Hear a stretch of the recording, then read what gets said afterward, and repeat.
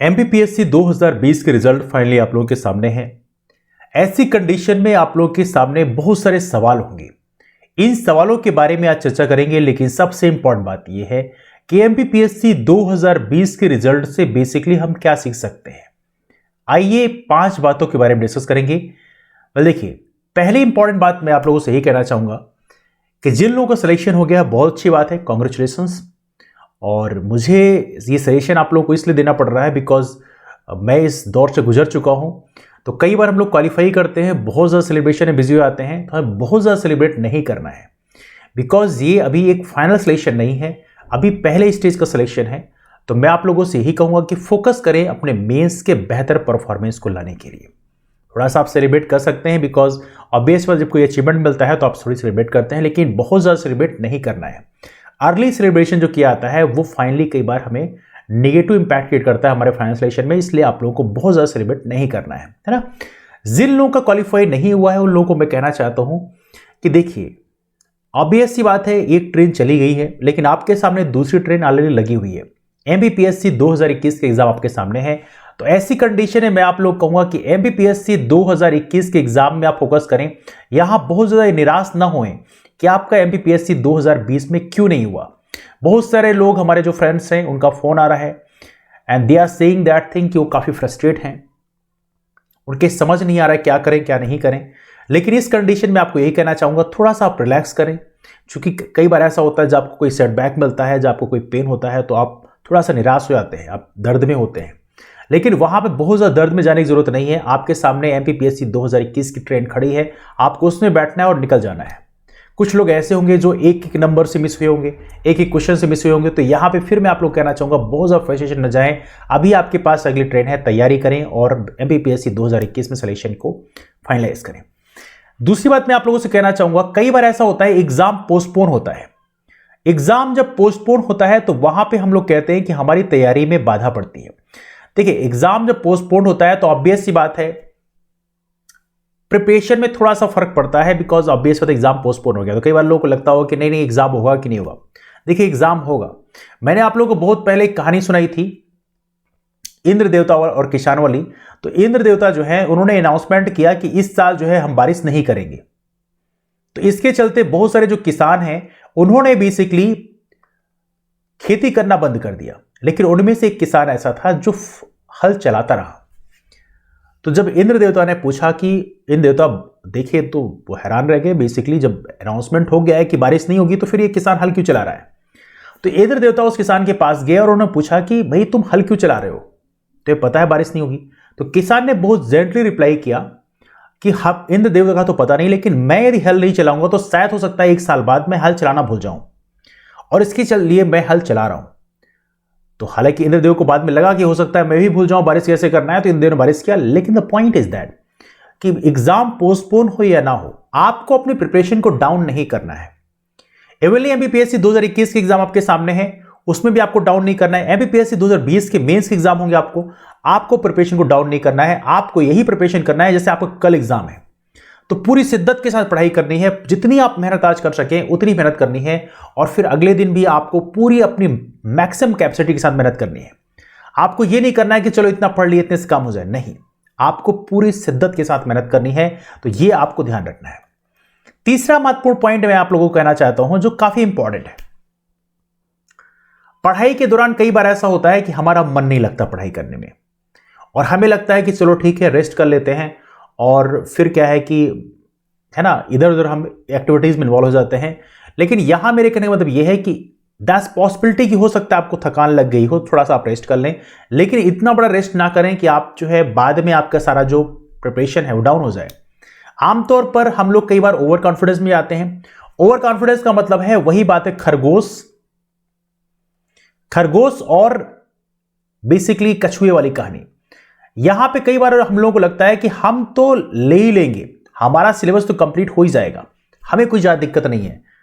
तो ऐसी कंडीशन में हम लोग बड़े आराम से काम सोचते हैं कि हाँ एक दिन पढ़ लिया, उसके बाद 2-4 दिन फिर पढ़ लेंगे। तो हमारे अंदर जो कमिटमेंट होता है कंसिस्टेंसी का, वो ब्रेक हो जाता है। और कछुआ जो है वो धीरे धीरे करता है, लेकिन वो लगातार लगा रहता है। तो यहां पे खरगोश को कई बार ओवर कॉन्फिडेंस के कारण नुकसान होता है। तो यहां पे गलती हमें नहीं करनी है, हमें लगातार कंसिस्टेंटली लगे रहना है। यदि किसी चीज को आप बार बार रिवाइज करते हैं, बार बार देखते हैं, तो वो चीज बिना मेहनत के याद हो जाती है। लेकिन यदि आप सपोज करिए आप ये सोचते हैं कि नहीं नहीं आप बड़े स्मार्ट हैं, आपने बहुत सारी ट्रिक्स बना रखी है, उसके माध्यम से आप बड़े आराम से याद कर लेंगे, तो कई बार वो ट्रिक भी भूल जाती है। तो इसलिए मेरा सजेशन आप लोगों को यही है कि आप लोग अधिक से अधिक रिवीजन करें, कछुए की चाल से ही चलें, लेकिन आपको चलते रहना, निरंतरता बनाए रखनी। Consistency is the very important thing. तो कंसिस्टेंसी में आप लोग काम करें। बहुत ज्यादा ये मत सोचें कि हम कर लेंगे, आज का काम हम कल कर लेंगे, कल का काम परसों कर लेंगे। नहीं, आज का जो काम है वो आज ही हमें कंप्लीट करना है। That's the most important thing. चौथी इंपॉर्टेंट चीज हमने ये सीखा कि बहुत ज्यादा आपको कट ऑफ के लिए परेशान नहीं होना है। कई बार कट ऑफ जो है काफी नीचे चला जाता है। जैसे इस बार के एग्जाम की बात करें तो कट ऑफ काफी नीचे चला गया, पेपर भी हालांकि डिफिकल्ट था। तो पेपर की डिफिकल्टी के लेवल से कट ऑफ ऊपर नीचे होते हैं, तो आपको बहुत ज्यादा उसमें परेशान नहीं होने हैं। लेकिन सबसे इंपॉर्टेंट और मोस्ट इंपॉर्टेंट जो है वो ये है रिवीजन। हम लोग क्या गलती करते हैं, हमें लगता है कि नहीं नहीं हम और टॉपिक कवर कर लें, और टॉपिक कवर कर लें, और इसके चलते जो टॉपिक हमने ऑलरेडी कवर कर रखे हैं उसका रिवीजन नहीं कर पाते। और एग्जाम में ऐसा होता है कि आप वहीं पे गलती कर जाते हो। तो मेरे कहने मतलब एग्जाम में आपको फीलिंग भी आती है कि यदि काश मैंने इसको 2 बार पढ़ लिया होता ना, या 3 बार पढ़ लिया होता, 40 बार पढ़ लिया होता, तो ये चीज मुझे बिल्कुल कंठस्थ हो जाती। तो यहां पे कंफ्यूजन नहीं होता।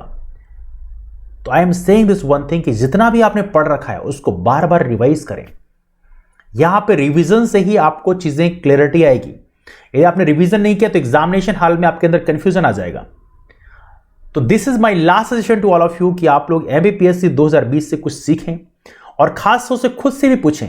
एक सबसे इंपॉर्टेंट चीज जो मैं आप लोगों से कहना चाहूंगा, अपने आप से ही बात करना शुरू करें, अपने आप के दोस्त बने। दस मोस्ट इंपॉर्टेंट थिंग दैट, खुद के दोस्त बनना सीखें। आप में से बहुत सारे लोग जो हैं दुनिया से बातें करना शुरू करते हैं, लेकिन खुद से कई बात नहीं करते। खुद के दोस्त बने, सबसे इंपॉर्टेंट बात है। और यहां पे देखें तो खुद के हितैषी बने।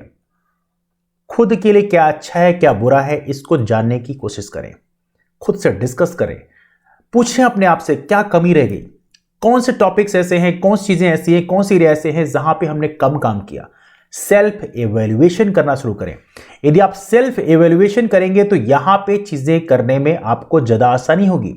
यदि कोई दूसरा आपको बताएगा कि आप पे क्या कमी है, तो आपको उतना असेसमेंट नहीं कर पाएंगे आप, क्योंकि सामने वाला आपके बारे में सब कुछ नहीं जानता। लेकिन आप सेल्फ एवेल्युएशन यदि करते हैं तो वो चीजें आपको ज्यादा बेहतर मोड पे ले जाएंगी, है ना।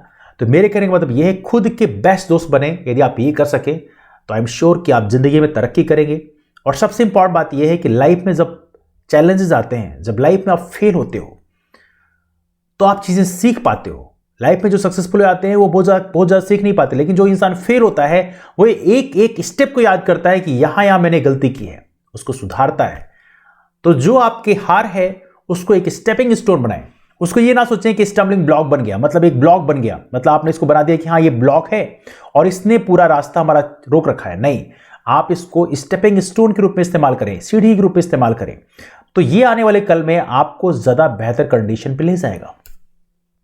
तो I am saying this one thing again, यदि इन केस आपका सिलेक्शन नहीं हुआ तो बहुत ज्यादा डाउन फील ना करें, बहुत ज्यादा डिजेक्टेड फील ना करें, बिकॉज बहुत सारे हमारे फ्रेंड्स ऐसे हैं जो डिप्रेशन में चले गए हैं।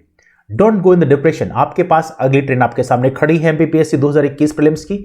आप उसकी तैयारी करें, पूरी शिद्दत के साथ तैयारी करें, मन ला के तैयारी करें, सब कुछ अपना न्यौछावर कर दें। लेकिन सबसे इंपॉर्टेंट बात यह है, कंसिस्टेंसी बनाए रखें। यह नहीं होना चाहिए कि आपने अगले 10 दिन पढ़ा, रिजल्ट आ गया तो आपने 10 दिन कस के पढ़ा, उसके बाद जो है आपने पढ़ाई बंद कर दी। नहीं, आप कम पढ़ाई करो लेकिन एवरी सिंगल डे पढ़ाई होनी चाहिए। ये आप इस चीज को इंश्योर करें। ऑलराइट, तो डिस्कशन कहीं से वाइंड अप करते हैं। आपके पास जो डाउट्स हैं आप नीचे कमेंट करके पूछ सकते हैं, लेकिन मैं यहां पे आपको दिलासा दिलाने नहीं आया हूं, लेकिन because I got many calls, इसलिए मुझे ये वीडियो बनाना पड़ा। और आप लोग अपना ख्याल रखें, मुलाकात करते हैं आप लोग फिर, तब तक के लिए बाय, टेक केयर। और जो नए फ्रेंड्स हैं वो रामसोनी एमपीएससी नाम का टेलीग्राम ग्रुप ज्वाइन कर सकते हैं, वहां पे क्लासेस की इन्फॉर्मेशन शेयर किया, तो उसके माध्यम से भी आप हमसे जुड़ सकते हैं। तो चलिए मुलाकात करते हैं आप लोग फिर। आने वाले कल में कई सारी क्लासेस जो है लाइव से स्टार्ट की जाएंगे, जो आपके एमपीएससी प्रीलिम्स और मेंस दोनों के लिए यूजफुल होंगे। मिलते हैं फिर, तब तक के लिए bye, take care, have a wonderful day ahead, keep moving forward and take care.